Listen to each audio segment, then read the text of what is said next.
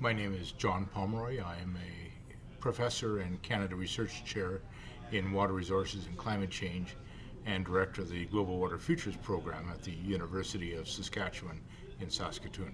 In my presentation, I tried to explain the impact of drainage of wetlands, the removal of depressional storage on hydrology. Specifically, it increases the water yield from a drainage basin, increases the contributing area for runoff from that basin, and also when drainage channels are made very efficient, then it can increase peak flows, the annual peak flow from the basin, which and then looked at some of the issues of delineation of previous wetland extent, the difficulties in doing so, and the need when we're looking at current ponding and flooding to look at the grid road network and the culverts in place, as well as highly detailed topography in doing those calculations. There are several types of solutions available for reducing the hydrological impact of wetland drainage. It depends what part of the province that you're in and the climate and the situation, the local situations. But a restoration doesn't have to mean exactly restoring the original pattern of wetlands. We find that consolidation into larger wetlands in the lower part of the watershed can be hydrologically more effective, and that's can also be easier for farmers to cultivate around. And the other is that the operation of gates on culverts can have a tremendous impact in mitigating the high flows during spring runoff and heavy rains that are associated with wetland drainage, and this is completely manageable through control of gates on culverts and channels. So my name is Pascal Badiou. I'm a research scientist with Ducks Limited Canada's Institute for Wetland and Waterfowl Research. The main point of the presentation I was giving today was to talk about how climate change is going to impact wetlands in the Canadian prairies, but also how these prairie wetlands and the drainage of these prairie wetlands has the potential to influence greenhouse gas emissions and as a result climate change. And so really the main point was to highlight that wetlands are really productive ecosystems, so they store a lot of carbon. When we drain those ecosystems, that carbon, often which is old carbon that has been stored for hundreds if not thousands of years, is released back to the atmosphere fairly quickly, and that obviously has implications for climate change and atmospheric greenhouse gas concentrations. But also importantly is that these systems actually help buffer and mitigate some of the impacts of climate change because wetlands can help cool and humidify the atmosphere. They can also help mitigate non-point source nutrient pollution. And so by storing nutrients, they prevent those from getting into lakes. And that's important because once nutrients get into other lakes and other wetlands, they can cause algal blooms, which can produce greenhouse gases. And so it's really this complicated story about just how important these really kind of small wetlands can actually be when you have 5 to 8 million of them throughout the Canadian prairies. And then lastly, in terms of solutions and what I think we need to see going forward, is first just an acknowledgement that we should try and keep the remaining wetlands that we have in the landscape due to the ecosystem services that they provide, including climate change mitigation and biodiversity and water quality. And then from there, figure out a way to hopefully incentivize landowners, whether that's through a combination of policy, regulations, and certification systems, to make sure that they're compensated for maintaining these ecosystems that are critical to the prairie landscape. Okay, so my name is Lindsay Boucher. I work with Sierra Club Canada Foundation with the Prairie chapter, and I'm based out of Edmonton, Alberta. So the reason why I wanted to come to this conference was because agriculture drainage is an issue that impacts all the prairie provinces. It's not unique to Saskatchewan. It's a complex issue that touches a lot of different people. We have the environmentalists, we have the farmers, we have economic drivers, we have policy drivers, and this is a complex issue that I think it's important to have events like these where people can come together and find what is our common ground and what steps do need to be taken in order to actually see the change that we want to see in the province. The benefits coming from this conference is that we have presentations from experts providing a groundwork level of understanding in terms of why we should value wetlands and what benefit do we have preserving wetlands on farmland. It addresses maybe a lack of awareness in terms of what the value of wetlands are, as well as the impacts of wetland drainage. The other benefit of this conference is really having roundtable discussions, so having a place where people can come together, having all the voices that are impacted by agriculture drainage at the same table. It allows us to humanize each other, so we're no longer enemies, but all of a sudden you see we're neighbors. We're people who live in the same province who have common goals. And in terms of next steps, I really think that, what we've come away with today is that we need to determine what is our common ground, what are our goals, and what policies need to be in place, or what needs to change in order to make wetland retention, restoration, a possibility in the province. So I think that we see from the academic front, in terms of having science-based policy, will be a very tangible next step, as well as integrating the social factors. What is driving farmers' decisions to drain the wetlands, and can we address those through policy?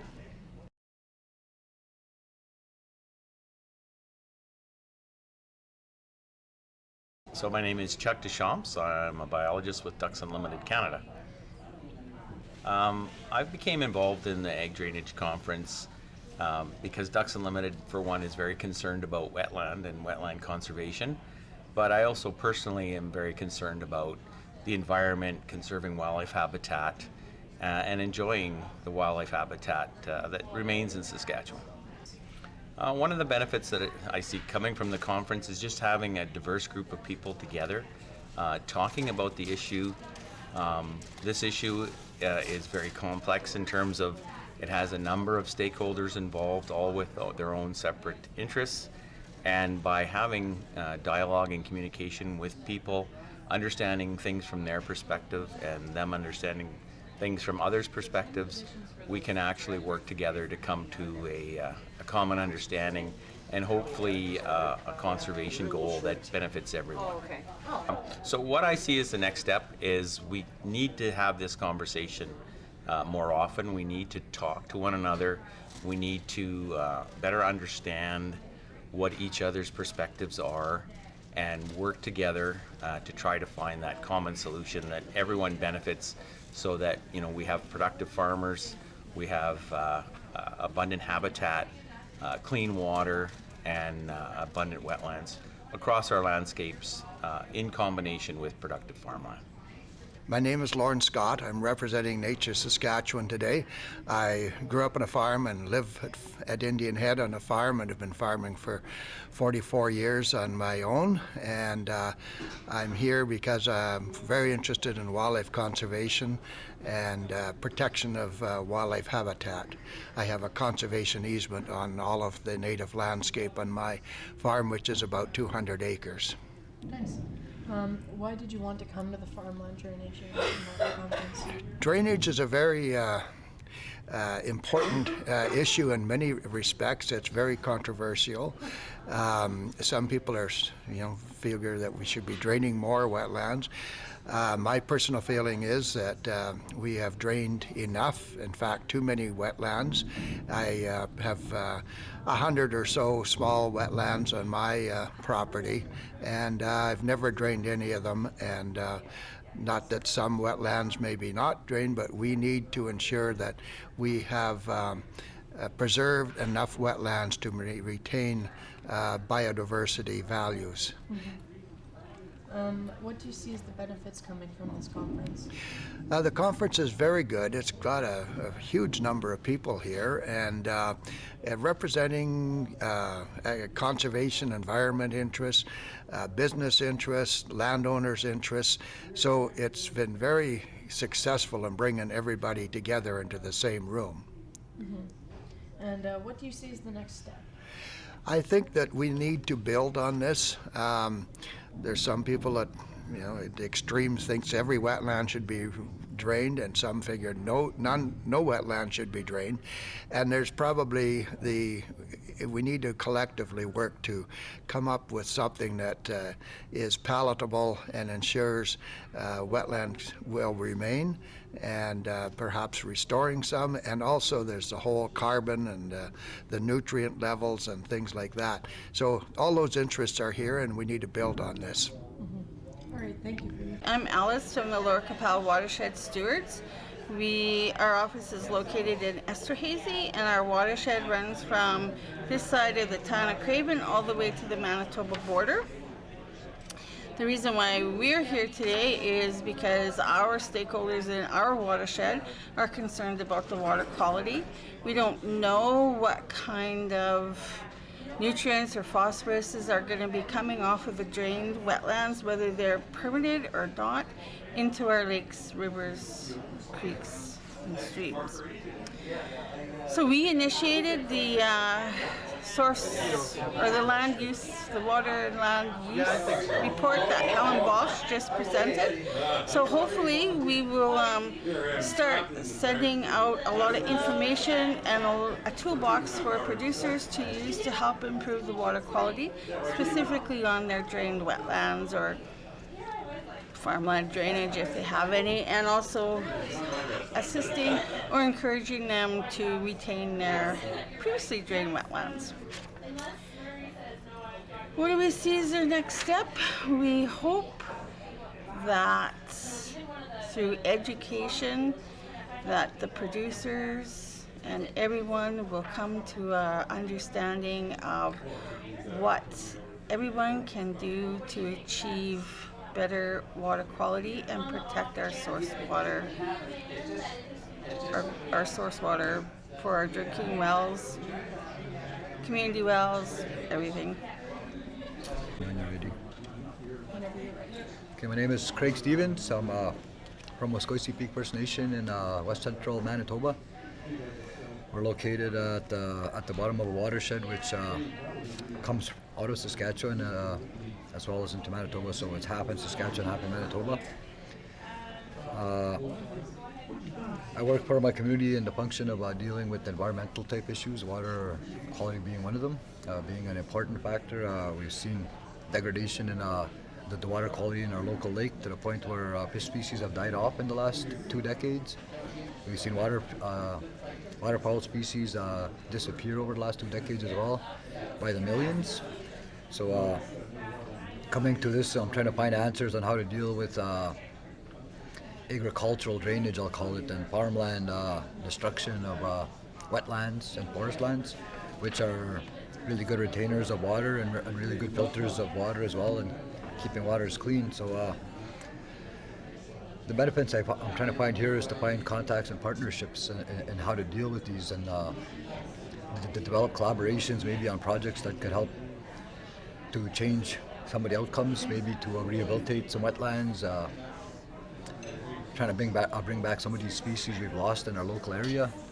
We've seen a big degradation to the moose, for example, for loss of good eating habitats because of drainage, things like that. As a next step, what I'm trying to do is trying to develop a water quality monitoring system in my area, which is the Swan Valley area, and so we can try to find ways to pinpoint pollution hotspots and try and find ways to fix these things, so we can try to reverse the impacts. And so it's a big challenge and it's a long challenge. I don't see it happening in my lifetime, but I'm trying to get the ball rolling so that the next generations can continue this challenge and try to find the solutions. So thank you very much for that. My name is Helen Baulch. I'm associate professor at the University of Saskatchewan. In Saskatoon, Saskatchewan. Do you want me to do that again? No. The main point of my presentation was that we need to consider agricultural impacts on water quality. There's a variety of water quality impacts that we're concerned about, but the most significant global impact on water quality tends to be nutrient pollution. And in the prairies, our extensive agricultural land base definitely does have impacts and can impact things like cyanobacterial bloom risk. So when we think about issues like drainage, it's important to keep in mind the variety of impacts that we're managing, and one of those is on water quality. As we see increases in flow, we are going to see increases in nutrient loads associated with that, which will affect lake ecosystems.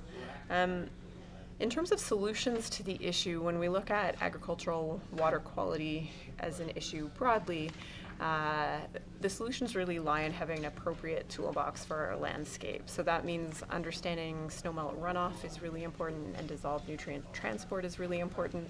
So what are the practices that can help us manage those conditions? And things like managing nutrient inputs are critical. So making sure that we have the right products, the right time, and the right application rates are aspects of what we need to do on that, and the right placement. And when we think about mitigating drainage impacts, we may need to work harder on managing some of those inputs into the landscape. Another critical area is managing the water flows, and that's how nutrient management interacts most strongly with drainage. Is if we are increasing flows from the landscape, we are going to be increasing loads. But if we can increase water storage in the landscape, either via retaining wetlands, restoring wetlands, or building small reservoirs, we can help mitigate some of those effects. I think that was it.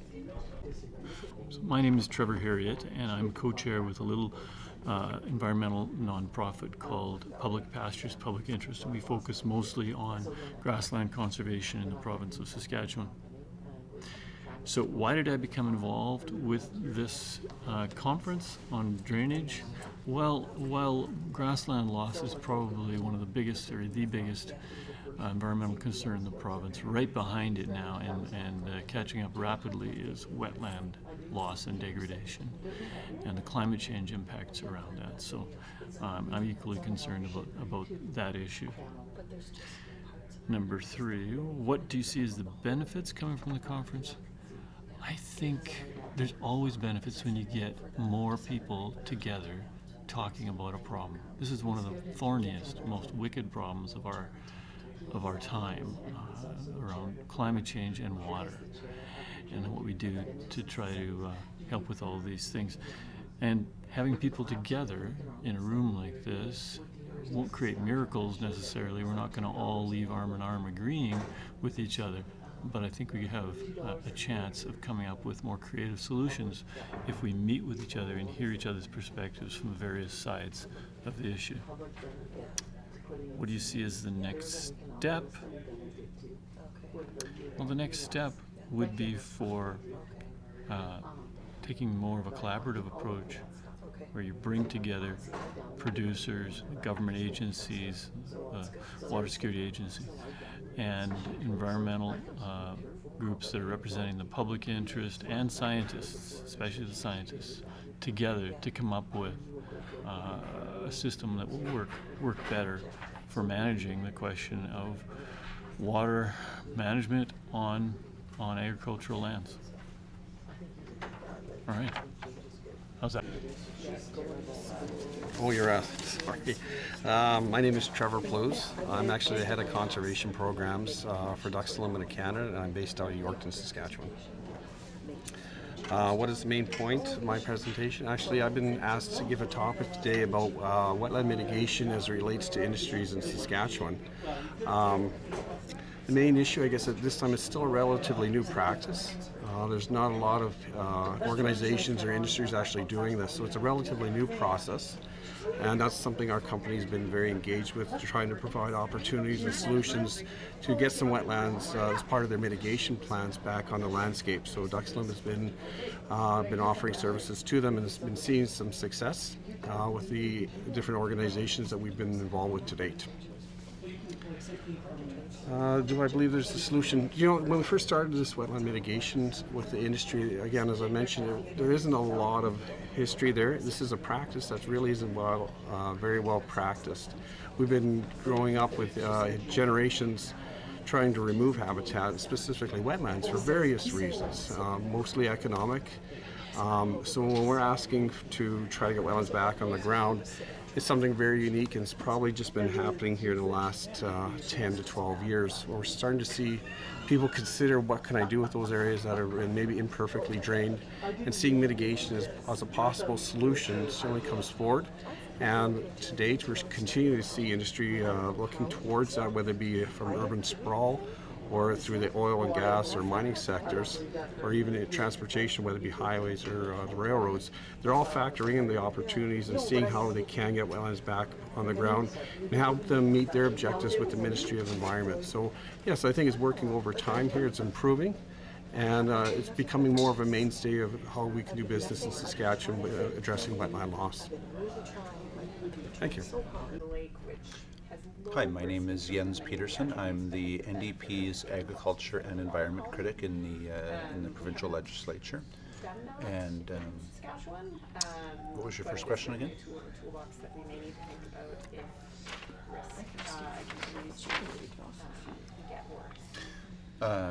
So I wanted to come to this conference because I see drainage and also grasslands and land management as key parts of I guess, really the challenge for Saskatchewan going forward for the next, not just decade, but probably a century.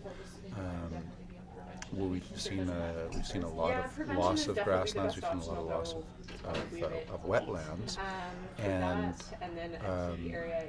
when we look at our global challenge of climate change, that's probably the reverse of what we should be doing. So this presents a tremendous challenge for governments, for individual landowners. Obviously, there's been economic pressures that have caused individual landowners to take the steps that they've taken. But it seems like in many cases that might be actually operating at cross purposes to the greater good.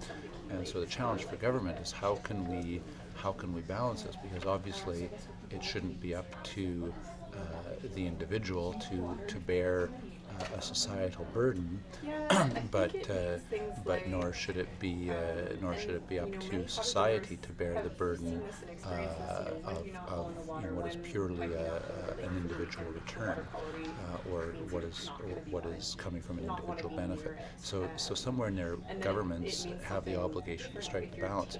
And what we've seen in Saskatchewan is that in some cases our laws are sufficient, but they're not being enforced. In other cases, it might be the question, or it might be the case, I should say, that our laws are not actually sufficient. So as a legislator, I'm keenly interested in how can we strike the right balance in terms of creating laws, how can we strike the right balance in enforcing laws, and are there tools we could use to change the economic outcomes and incentives to maybe align individual good with societal good.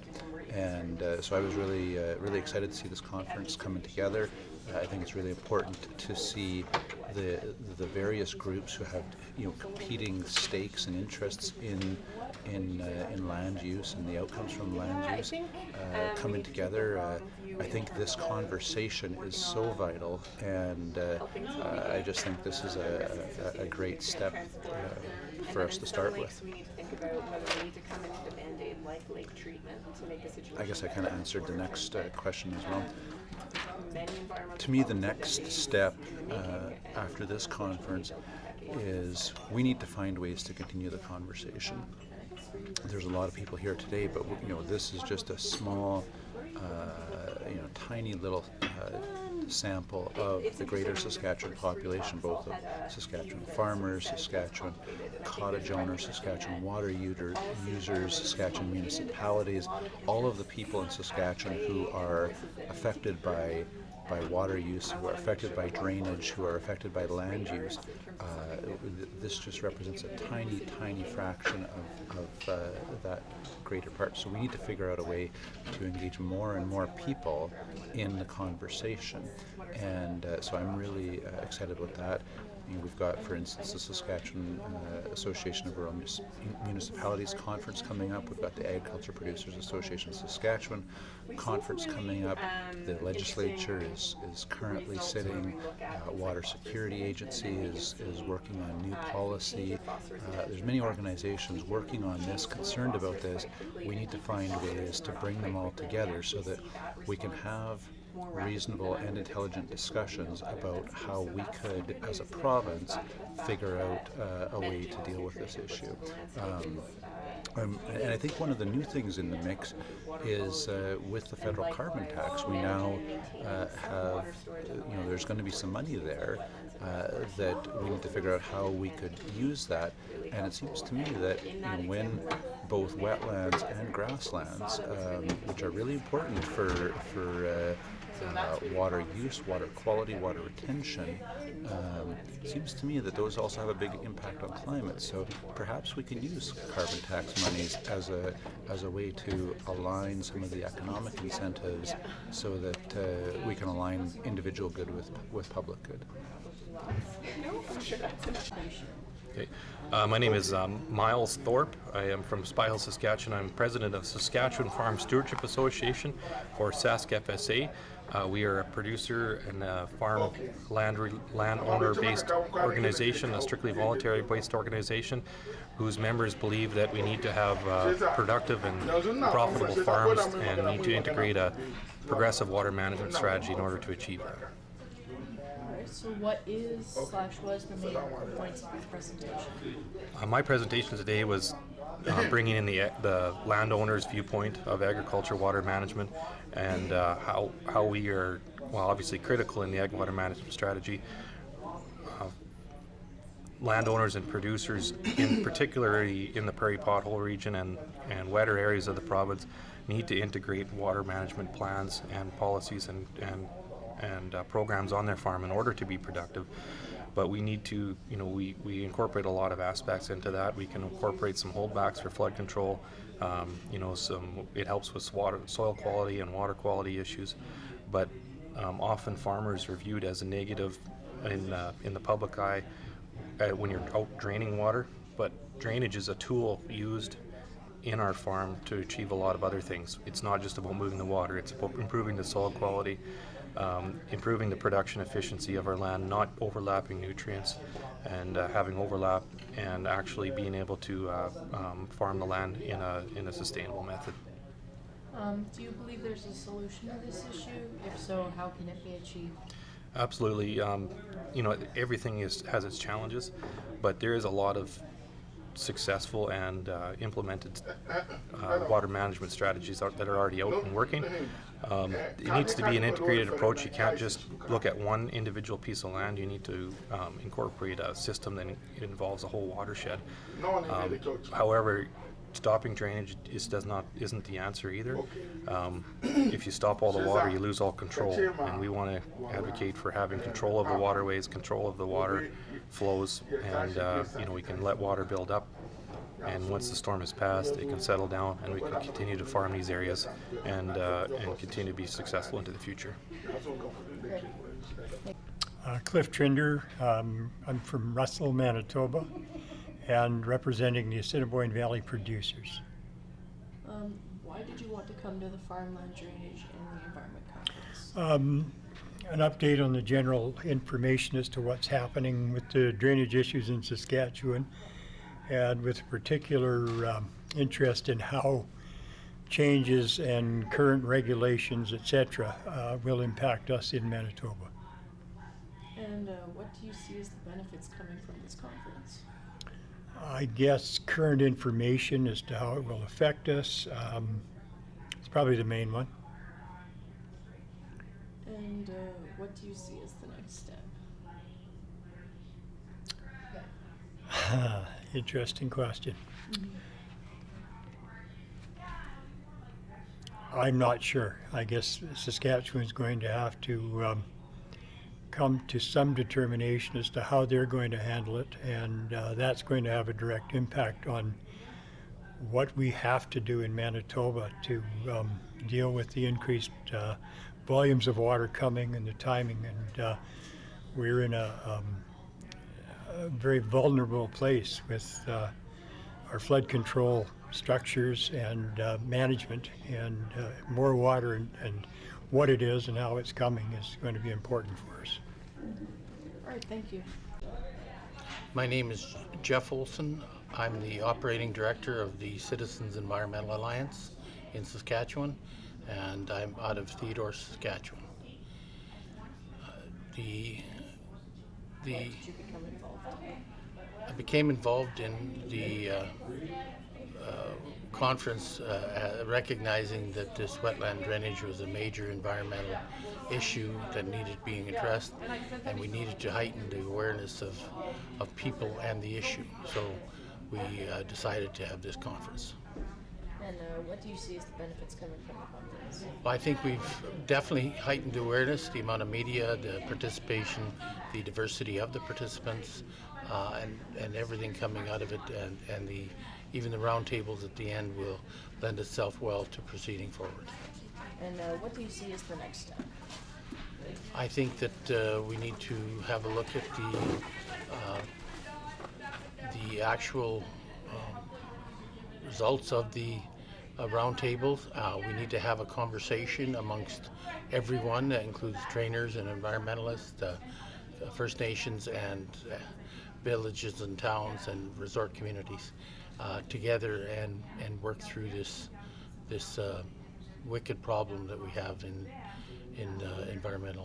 this environmental area.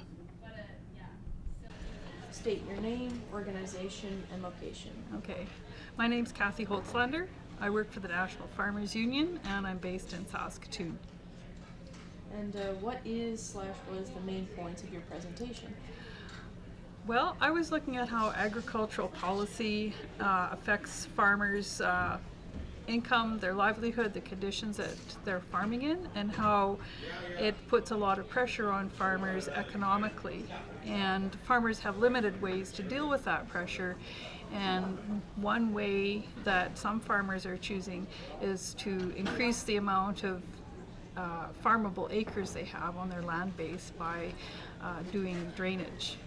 And that in order to deal with that, if we want to protect more farmland from being drained, then we need to address the farm income problems that are caused by our federal and provincial agriculture policies. Mm-hmm. And do you believe there's a solution to this issue? If so, how can it be achieved? Yeah, I think there is a solution, but it would take quite a lot of work for people to reorient our policy framework instead of being tied to the massive export process, trying to have more and more cheap commodities to export and driving down prices for farmers. We need to rethink our agriculture and food policy to support farmers and to support food for consumers in a way that is actually compatible with protecting our ecosystems. Because if we don't protect our ecosystems, we're really just, killing ourselves in the long run. We need nature. We exist within nature, and if we've got agriculture policies that are causing a lot of our farmland to be fully utilized by highly intensive, energy-intensive crop production, it's going to be harming the ability of nature to reproduce itself and causing long-term big problems.